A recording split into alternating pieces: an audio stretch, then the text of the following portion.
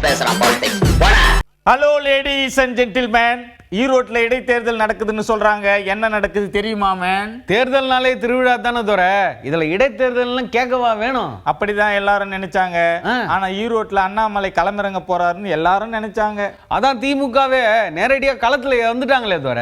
ஆமா, ஆனா அதிமுக தேர்தல் புறக்கணிப்பு செஞ்சுட்டாங்க. அப்புறமா அண்ணாமலையை எதிர்பார்த்த நிலையில பாஜகவும் புறக்கணிச்சுட்டாங்க. அதனால பெரிய அளவுல போட்டி இல்லாம போயிடுச்சு மேன். இப்ப நாம் தமிழர் இருக்காங்களே தோற. இருக்காங்க தான்.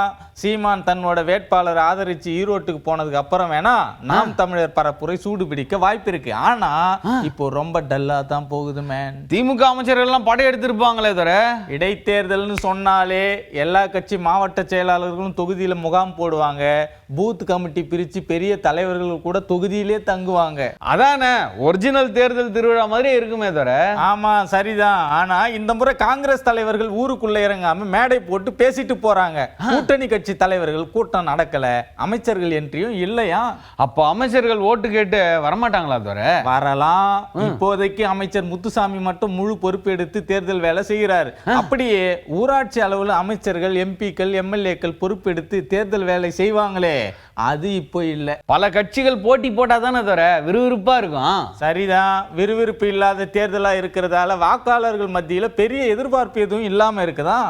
ஓ, அந்த எதிர்பார்ப்பா தோற இந்த தேர்தலுக்கு கிடைக்காதே தோற. நான் அதை சொல்லல மேன், ஓட்டு போட போற ஆர்வத்தை சொன்னேன் மேன். ஓ சரிதான் தோற. அரசியல்ல இதெல்லாம் சாதாரணமாப்பா.